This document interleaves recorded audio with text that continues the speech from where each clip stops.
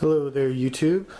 Today we are making a milk stout, and right now we have some water heating up to preheat our mash tun.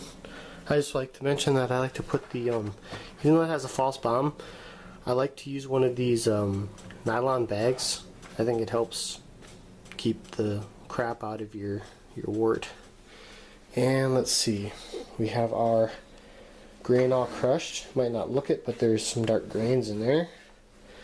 And we have, let's look at our recipe here. Probably can't see that. Maybe you can. Playing with the focus.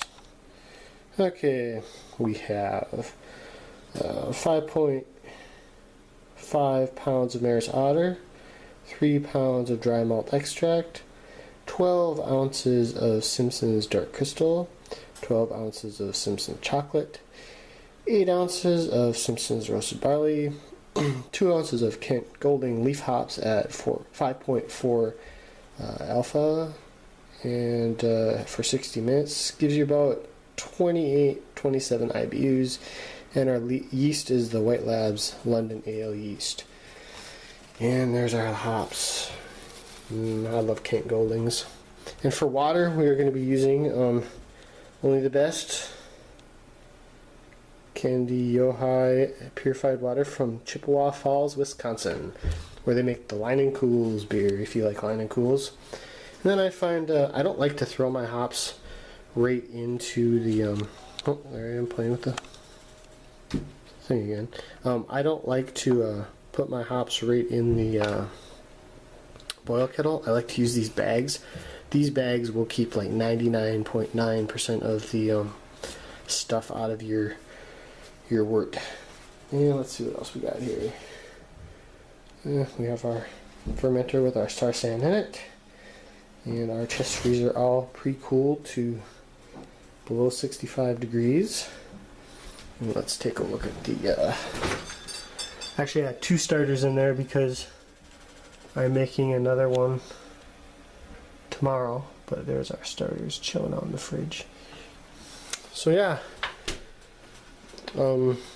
maybe I'll chime in a little later after I mash in or whatever. Okay, so we've almost reached our strike temperature here, and we've drained the hot water out of our mash tun. And I forgot to add in the last part of the video that I will be adding half a pound of lactose to this, but not to the mash, but to the boil. We got our grains here. These are awesome. I like to stir up my mash with them and get all the dough balls out. Works really well. Oh, looks like we hit our temperature. So we'll just turn this off. Pour our mash over here.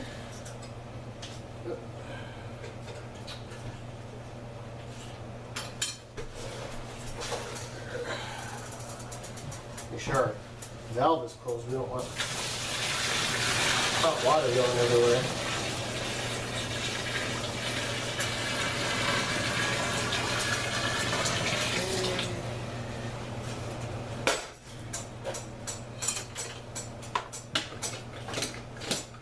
Well, seriously? You're not going to magnetically stick to that? Bastard. Anyways. Let's go in and mash it.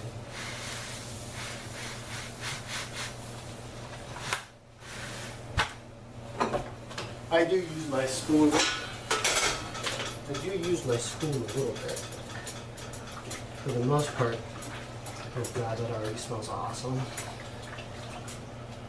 And I have a cold, or I have like some severe sinus allergy thing going on, so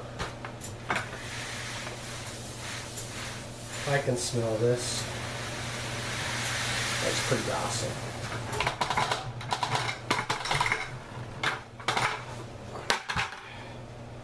Stir that a little bit. And I'm mashing with, oh, I almost forgot my secret ingredient. Amylase enzyme.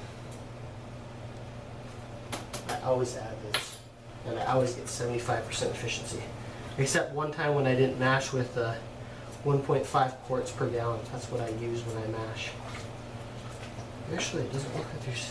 Oh yeah, there's dough balls in there. There's some big dough balls in there.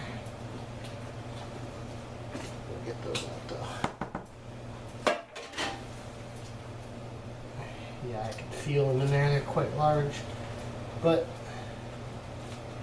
that's okay.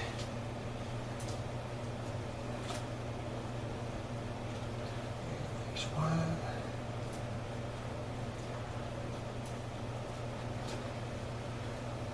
You know, it's really hard to actually find these kind of gloves. Can't find these really thick gloves anymore. Ouch. But even these gloves, I need to get myself some brewing gloves when I need.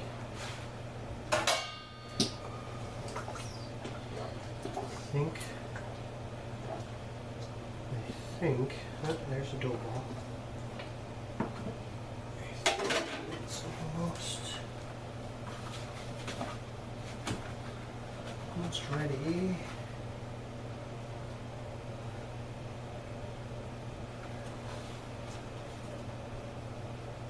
God, that's a huge dough ball.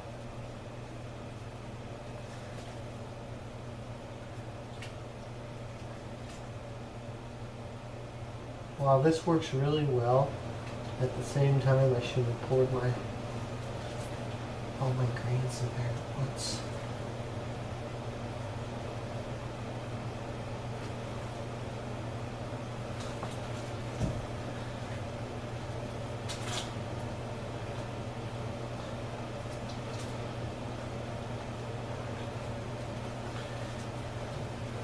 That good? Are we good?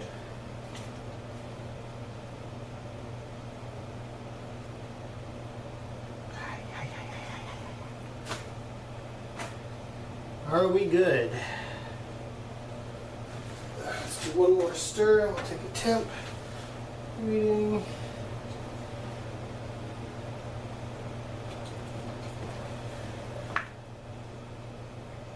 I really should have a different type of mash tun. The long kind.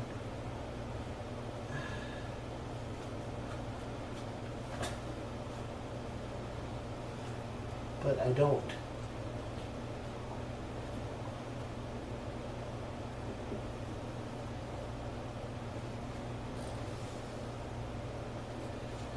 Okay, I think, oh. I think that'll do it. Hot. Even with these gloves.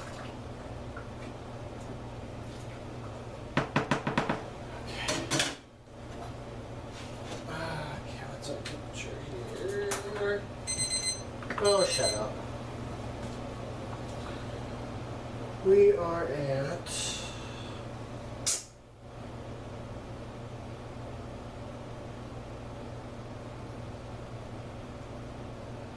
154.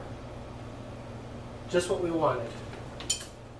And if it goes down a couple degrees, that's not really that big of a deal. Okay. There we are. There. Okay, so now we're going to mash for an hour and a half, and we should be good.